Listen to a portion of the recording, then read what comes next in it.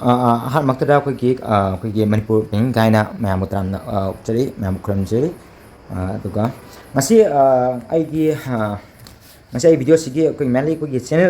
channel ꯑꯁꯤꯅꯀꯣ ꯑꯩꯈꯣꯏ ꯀꯔꯝꯕ competitive ꯑꯦꯛꯖꯥꯝꯗ ꯑꯦꯛꯖꯥꯝꯁꯤꯡꯗ ꯍꯦꯟꯅ ꯄ꯭ꯔꯣꯃꯤꯅꯦꯟ ꯑꯣꯏꯅ ꯑꯩꯈꯣꯏꯅ ꯍꯥꯏꯕꯗꯤ ꯑꯩꯈꯣꯏꯒꯤ ꯆꯦꯅꯦꯜꯁꯤꯅ ꯏꯝꯄꯦꯁꯤꯁ ꯄꯤꯒꯗꯒꯦ ꯍꯥꯏꯕꯗꯣ ꯑꯗꯨꯒꯤ ꯃꯇꯥꯡꯗ ꯁꯦꯝꯖꯕ ꯀꯟꯇꯦꯟꯅꯤ ꯑꯗꯨꯒ ꯆꯦꯅꯦꯜꯁꯤꯅ ꯑꯩꯈꯣꯏꯒꯤ ꯄ꯭ꯔꯣꯃꯤꯅꯦꯟ ꯑꯣꯏꯅ ꯑꯩꯈꯣꯏꯒꯤ ꯏꯝꯄꯦꯁꯤꯁ ꯄꯤꯒꯗꯕ ꯑꯦꯛꯖꯥꯝꯁꯤꯡꯗꯤ ꯑꯩꯈꯣꯏꯒꯤ ꯈꯔ ꯄꯟꯖꯔꯛꯀꯦꯕꯀꯣ ꯑꯗꯨꯒ ꯍꯥꯏꯔꯤꯕ ꯑꯦꯛꯖꯥꯝꯁꯤꯡꯁꯦ ꯑꯁꯤꯁꯦ ꯑꯩꯈꯣꯏꯒꯤ ꯃꯔꯨꯑꯣꯏꯅ ꯑꯩꯈꯣꯏꯒꯤ 12ꯇ ꯑꯗꯒꯤꯗꯤ ꯒ꯭ꯔꯦꯖꯨꯑꯦꯁꯟ ꯂꯣꯏꯔꯕ ꯃꯣꯏꯁꯤꯅꯀꯣ ꯌꯥꯝꯅ ꯑꯩꯈꯣꯏꯒꯤ ꯌꯥꯝꯅ ꯊꯥꯕ ꯉꯝꯒꯗꯕ ꯍꯥꯏꯇꯥꯔꯦ ꯃꯤꯗꯤꯌꯝ ꯁ꯭ꯇꯨꯗꯦꯟꯅꯀꯣ ꯏꯚꯟ ꯑꯩꯈꯣꯏꯒꯤ ꯌꯥꯝꯅ 10ꯇ ꯑꯩꯈꯣꯏꯒꯤ even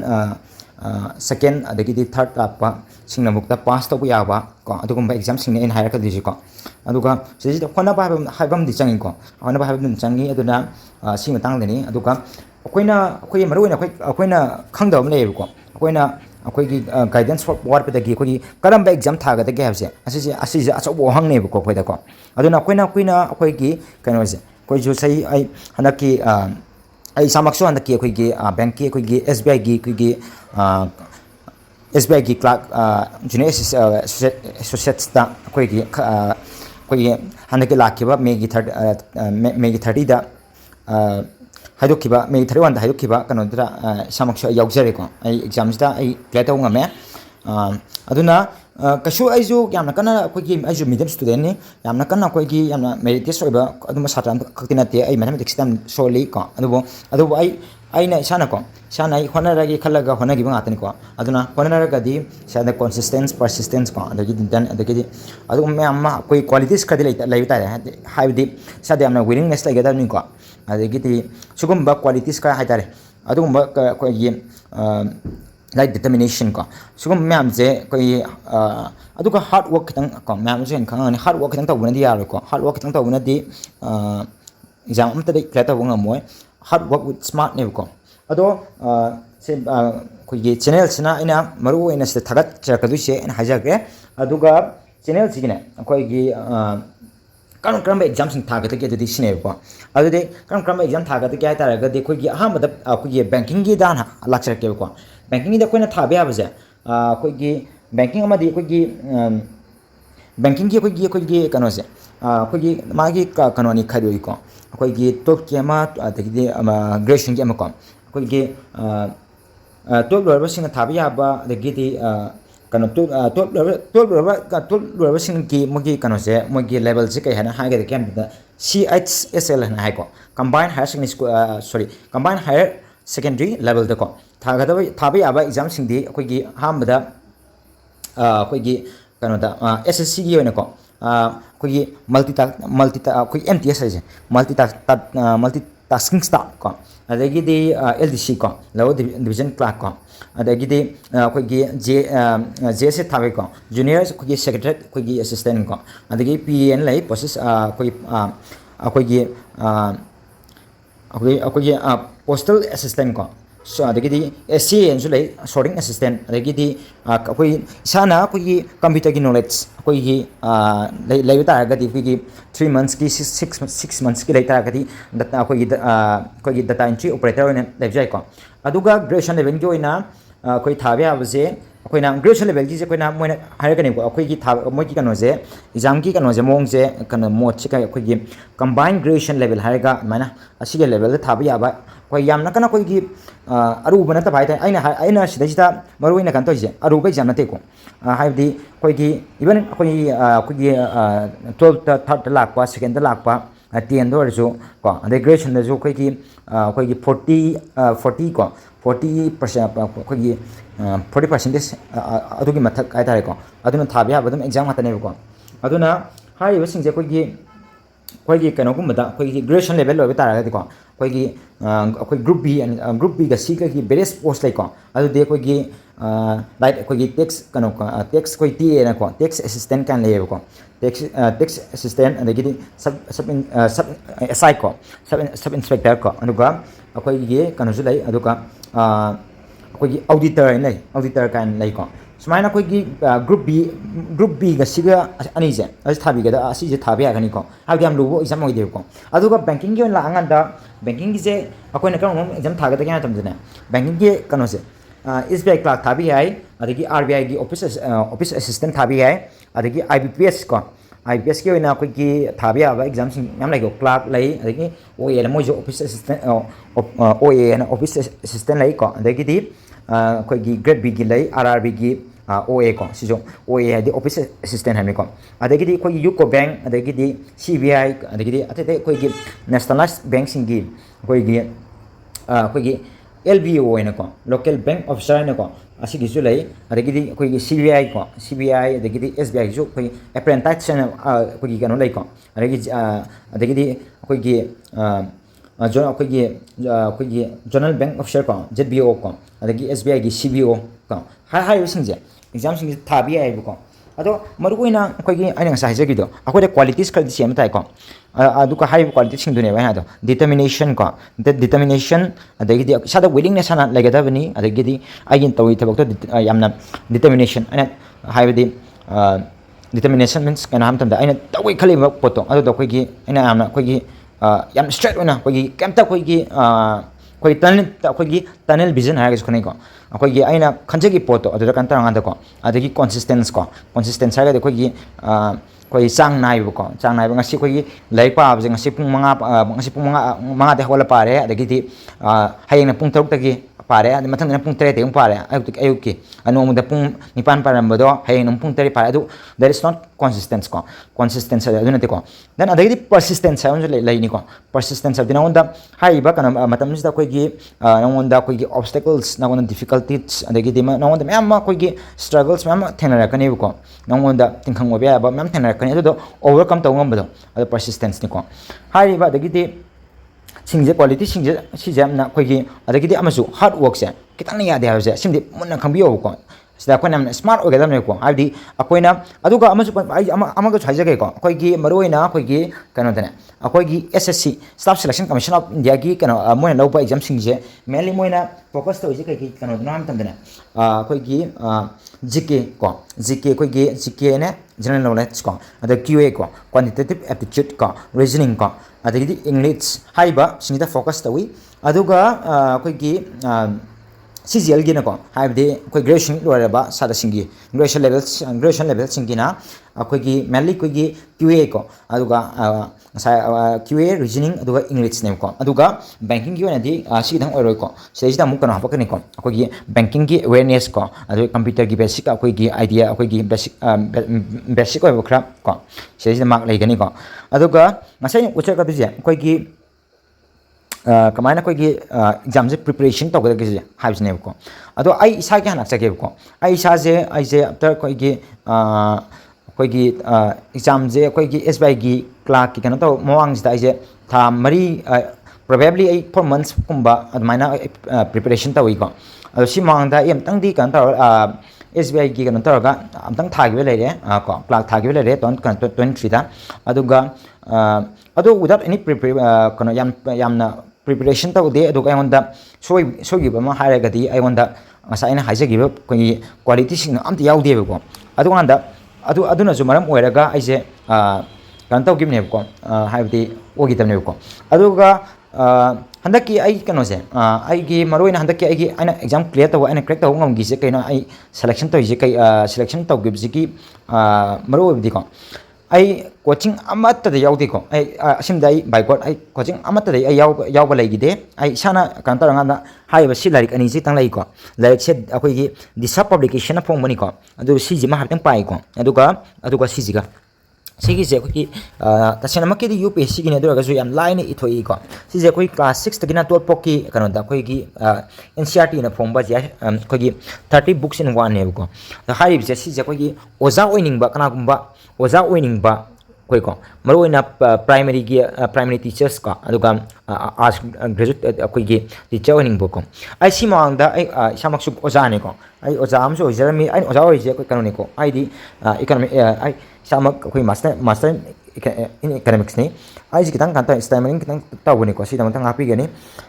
aduga stage da in haning baje akoina kaigumba noina pami ba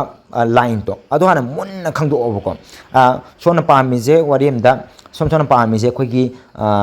staff selection commission of India gi de makha thaningira natran bank ki line changingira habje ama phajana khangbira matung da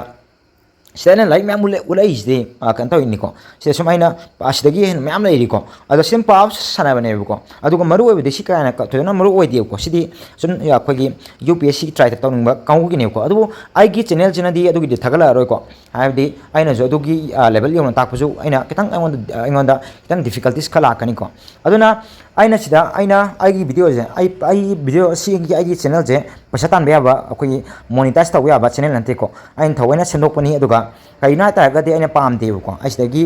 youtuber mo ga ai pisa lak pa ai income lak pam de aina maro na pam je kaina matam da ko gi aina ngasi kana gom da aina mateng pangram matung da kana ai aina mateng pang re mi do adu na hayang wai ꯑꯩꯈꯣꯏꯒꯤ ꯃꯥꯅ ꯑꯃꯨꯛ ꯑꯩꯒꯤ ꯍꯥꯏꯕꯗꯤ ꯑꯩꯅ eight free of cost ꯑꯩꯅ coaching ꯇꯧꯒꯅꯦꯕꯀꯣ ꯀꯣꯆꯤꯡꯁꯦ ꯑꯩꯈꯣꯏ super 30ꯒꯤꯅ ꯑꯩꯅ ꯊꯣꯛꯂꯦꯀꯣ super 30ꯁꯤꯗ ꯑꯩꯅ ꯃꯣꯏꯗꯒꯤ ꯁꯣꯝꯗꯒꯤ ꯂꯨꯄꯥ 3,000 ꯈꯛ ꯂꯧꯒꯅꯤ ꯑꯗꯨꯒ ꯊꯥ ꯑꯍꯨꯝ ꯀꯩꯅꯣ ꯀꯣꯆꯤꯡ ꯇꯧꯕꯒꯤ ꯐꯦꯁꯤꯂꯤꯇꯤ ꯑꯃꯁꯨ ꯄꯤꯒꯅꯦꯕꯀꯣ ꯑꯗꯨꯒ ꯁꯥꯟꯇꯤ ꯐꯥꯎꯟꯗꯦꯁꯟ ꯍꯥꯏꯅ ꯑꯃꯁꯨ ꯍꯥꯡꯗꯣꯛꯆꯔꯦ ꯁꯥꯟꯇꯤ ꯐꯥꯎꯟꯗꯦꯁꯟꯁꯤꯗꯗꯤ ꯑꯩꯈꯣꯏꯒꯤ खुदमक अखोई एट फ्री कोस्टनेबको मोई चान थनबगी मोइने चिंग चाका डोनेट तौरपा अदुमबगीदी कछु गाइदीको अदुगा लेब चाबगीदी लोनमक फ्री ओइगनीको अदुगा सिदैसिदा आइना अदुगा आइगी सिगी चैनल जे asina akoigi maruoina aina sidaisita aigi channel je monetize tawba yaba channel ju nateco haidi ain thawani aina kantaraga semdokreko haidi aigi si copyright lakpa yawi adagi di copyright lakpa yaw aigi kano ama thagalubde ko adu aina ju sidagi income lakpa amde ko income lakpa amde aina pa mi je kaina tamda aina satram ka semja bai ta satra duna hengwai mana mi ama oiranga da mana jo aina jo moida haiga adu sigri jo aina kona aigi sele aigi super 30 ko ba aina kanoma aina launch tawre super 30 sida aina sada singje koi tha taruk akoi gi coaching tawgani ko koi gi akoi offline da amasung online da aduga moina coaching je koi gi एट free course तौगदबनी अदुगा coaching जे मोइना physical ओन यावगे जु याय नत्रगना ऑफलाइन सॉरी ऑनलाइन द यावगे जाय को ऑनलाइन द टेस्टमेंट की थ्रू द यावगे जागनी को अदुगा सिदा इन ताका दुजे मरो इना इंग्लिश को अदुगा क्यूए रीजनिंग को असिगी अदुगा जीके गी अदगिदी कोई कनोगी जे असि पागदबा करेंट अफेयर्स कुंबा पागदबा सिदि मोइ मसाना ओजगदबनी को अदुगा सिदा मरो इना कोई कोई इंग्लिश की ओइरो कई ओइरो को कोई खरजो अन नगनी को सिदा कोई लाइक वाली कनागुम अखोगी सीआरपी अखोगी सीआरपी किनाते को कोई कना अखोगी एसआई की रैंक ता एसआई की रैंक ता संग बलेगदी को सा अखोगी सब इंस्पेक्टर नचगन एसआई अखोगी असिस्टेंट सब इंस्पेक्टर को मोगी लाइन संग बलेगजु को अदुगी जोइन ताकनी अदगी अखोगी जीडी गुंबा थागदबा अदुमगी जो आईगी चैनल जिगा नोय अदुमबा थानिंगबा मी ओइतारगदी आईगी चैनल जे नोय यामना राइट कनो अखोगी कनो ओइरेको नोना संबिर एजे यामना राइट पार्ट ओइको हाइबदि यामना चुमना संबिरे माइना अखोगी सिदा आइना हाइजग्रे इंग्लिश ता फजना आइना तमिरकनी इंग्लिश ता अखोगी कमाइना अखोगी सिदा अखोगी तंबिगदबा सिंगदो आइना लोइनमक अखोगी इथोक्सरगजो आइना लाइजरबनिको इथोक्सरग लाइरबनि सिदा कमाइना अखोगी आर्ट अखोगी डिटरमिनेशन अदगिदि कनुको सब्जेक्ट वर्ब एग्रीमेंट को सि वीडियो जाम सांगनी को अदुना आई सिगी जे टॉपिक से कोन लाके को रीडिंग कॉम्प्रिहेंशन की मागी टिप्स एंड ट्रिक्स को अखोगी आरसी हैबनी को मागी कमाइना कोई असंग मैम दो पालेगदि नंग मथम कोन रोयब को अदुना अदुम बगी कन तब को अदगी मैम लगिरे को हाबदि नना ग्रामर से अखोगी मिसलेनियस के को अखोगी हाबदि पैराजम्बल्स कुंबा अदगी लोय तमिरकनी को अदगी कमाइना अखोगी लाइक अखोगी सिंगुलर अखोगी प्लूरल की को अदगी कनमाइना कन तौगनी खुकन हैबजे असिगी Tambe हाबदि subject verb agreement हाइजे assume तंबिरकनी अदगी डिटरमिनस अखोई डिटरमिनस कुंबा तमकनी को अदुगा क्यूए की होइना अखोई सिंप्लिफिकेशन प्रॉफिट एंड लॉस को अदगी डिस्टेंस एंड टाइम को मरोइना हेना हंगबा क्वेश्चन सिंदो मरोइना हंगबसि सिंग लोइनमक तंबिगनी को मेंसुरेशन कई ओबीआई को अदुगुंबा अदगी करम अदगी रीजनिंग की ओरगसु नंबर सिस्टम गुंबा नंबर सीरीज गुंबा को नंबर सीरीज गुंबा अदगी हाइबदि रीजनिंग की ओबीआबा कोई कोडिंग डिकोडिंग ओइरो को अदुमसिंदो आइना लोइनमक याम लाइना ताकदगे हातारे खुदम ओइना आइना ममांग थागचगिदो माइना दुंबा अखोगी exam se time consume tawdana hai tare adu monda aina am line takani aduga aroi boina aina hajaga da buje agi ai loan thajabani loan do ai approve tawire aduga ai thabak join tawjeng mangsida akoi oja ahumna akoi gi super 30 ko ba angko ja harange mogina tha kano ogeni ko mogina tha taruk koina moina akoi gi kano ki na jo akoi gi accommodation and foods ki jo akona provide tagoni ko FAO course da ko aduga super 30 jida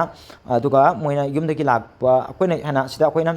mi tranga am de koi sida laibagi koi gi osiki ona laigani ko aduga mogena lising ahum logani ko tha taruk sida ko aduga aduga amana koi gi akoina tha ahum ge amajo seme ko tha ahum ki jina koi gi mogi di FAO course ni moju ko aduga takpagi quality ma takpagi quality di chamana ni ko aduga whereas koi gi ngasagi koi gi kanoje aina kitang haiba soire ko haibdi akoi gi tha taruk ki dana kano ge da tha taruk ki dana mi kuntra ge da aduna akoi gi kuntra ge da aduga kano gi dana akoi gi tha ahung gi jina ne akoi tha ahung gi jina akoi gi mi akoi suba 30 launch to ge da ado do kano gi ge da kano ji gi ngasai gi tha ahum ji ge ge da si ji ge ni ko adana myam ngasi gi video si si gi matang kak oina oige aduga myam na sida jida myam exam je aduga ai sa gi number ai hajaram ge kana gom ne khang da le ga di adum angon da hang be pa ya gani aduga even koi gi ti aina sema ke ko ti aina kamana koi gi video call tar ga kain ta adum individually one sta ke bai ai de kan komba kan aduga logic kumba su ta kani aduga moina koi gi individually wena iga kana personally koi kana tar ga phone call ta ga jo aina hajarake 8777911940 sida contact obiro aduga akoi gi mena khangdab sing to ado dum kan to minaji ko china ai mama panjagre ko si nan nong short kibe sina prelims kini sina mains kini ko aduga exam ki result so ai adugi so yamna shop ti toning ti aduga ai adugi so macham khak kan tar ga gi result ga yarang anta ani hana attempt to gi kan so lei ko man samja ge dikhale hoi mana si je ngasi gi content ji si gi matang do oi rage habdi kana gomba koi gi maru oina ko akoi ai gi kano se asai ji ta koi gi ina khun ba ha ga dra koi gi ma gi aina akoi income certificate amam di lon sangani ko habdi income certificate se koi gi maru oina aina tak pami ba ade kan tai pami sing ji te anamana koi gi kano ta ai je kitang wangang muje adugi kano am kitang hanjan bi awbani ko sing dam tang api gani aina maro ne khali dai tak pa kitang ne ko aduga aidi youtuber am juna ti aduna amna koi gi subscribe khom ko laga tawu pam de ko aduga aina hijack re aidi monetize to goda channel juna ti na highway ko aduga sida aina maro ina income mogi income certificate magi family ki oiro family ki ko adu lagu tu jete ina te aina maro ina aina hen emphasis pi use kana no ha tam da koi gi magi koi gi kitang backward class ka kitang financially kitang koi gi kana tau ba difficulties koi problem nai ba financially kitang koi gi low ba income low ba ko adung masada sing do ina kudong sa bijage ado koi tungda aina kana kan tar ngan da ju koi gi aduga koi upper class ki ju ta kan tok jage aduga hoju ki FAO course ta kona aina provide tau jari myam jite ai oja ani am ju aduga oja ani je koi amana doctorate ni amana koi gi kai ba sin bam jida koi gi sahi koi gi tara hena experience le ba koi oja ani ai tare ko ma jo mawani ja aina sagi aina haya tarang anda koi ta plot tong inam ni ko ado sigi amu adugi akupa maron aduna mayam ngasigi di matang sta lotion jarage kanai pai mana ya fare mayam ya faminerasi